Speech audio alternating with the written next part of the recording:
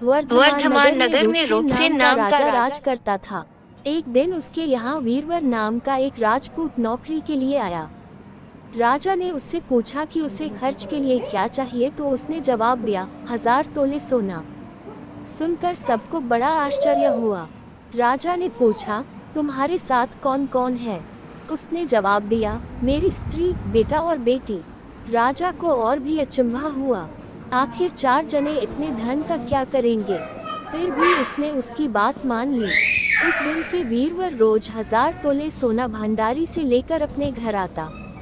उसमें से आधा ब्राह्मणों में बांट देता, बाकी के 2 हिस्से करके एक मेहमानों, वैरागियों और सन्यासियों को देता और दूसरे से भोजन बनवाकर पहले गरीबों को खिलाता। उसके बाद जो बचता उसे स्त्री बच्चों को खिलाता, आप खाता। काम ये था कि शाम होते ही ढाल तलवार लेकर राज के पलंग की चौकीदारी करता। राजा को जब कभी रात को जरूरत होती, वह हाजिर रहता। एक आधी रात के समय राजा को मरघट की ओर से किसी के रोने की आवाज आई। उसने वीरवर को पुकारा तो वह आ गया। राजा ने कहा, जाओ पता लगा कर आओ कि इतनी रात गई ये कौन रो रहा है और क्यों रो रहा है। वीरवर तत्काल वहां से चल दिया। मरघट में जाकर देखता क्या है कि सिर से पांव तक एक स्त्री गहनों से लदी कभी नाचती है, कभी कूदती है और सिर पीट पीट कर रोती है, लेकिन उसकी आंखों से एक बूंद आंसू की नहीं निकलती। वीरवर ने पूछा, तुम कौन हो, क्यों रोती हो? उसने कहा, मैं राजलक्ष्मी हूँ। रोती इसलिए हूँ कि राजा विक्रम के घर में खोटे काम होते हैं, इसलिए वहाँ दरिद्रता का डेरा पड़ने वाला है। मैं वहाँ से चली जाऊंगी और राजा दुखी होकर 1 महीने में मर जाएगा। सुनकर वीरवर ने पूछा, इससे बचने का कोई उपाय है? स्त्री बोली, हाँ है। यहाँ से पूरब में 1 योजन पर एक देवी का मंदिर है। अगर तुम उस देवी पर अपने बेटे का शीश चढ़ा दो तो विपदा टल सकती है। फिर राजा 100 बरस तक बेखट के राज करेगा। वीरवर घर आया और अपनी स्त्री को जगाकर सब हाल कहा। स्त्री ने बेटे को जगाया, बेटी भी जाग पड़ी।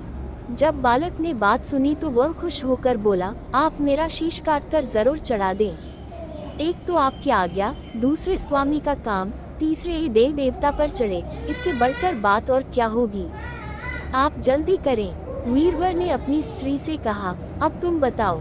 स्त्री बोली, स्त्री का धर्म पति की सेवा करने में है। निदान।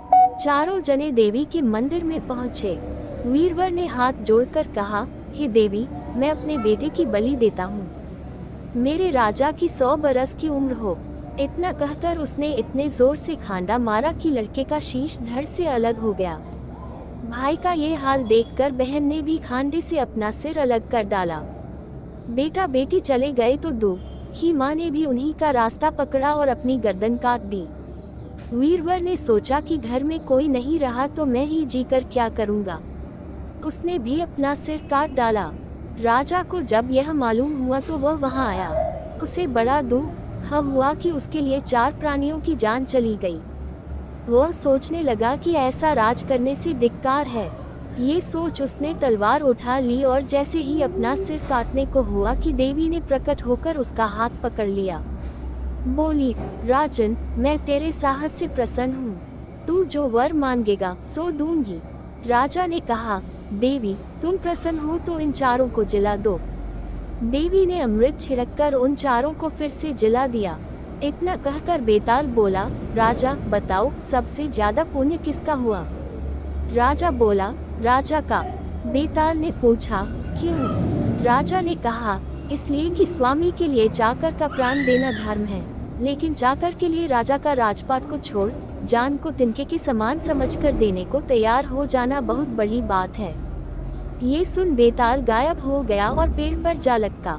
बेचारा राजा दौड़ा दौड़ा वहां पहुंचा और उसे फिर पकड़ कर लाया तो बेताल ने चौथी कहानी कही।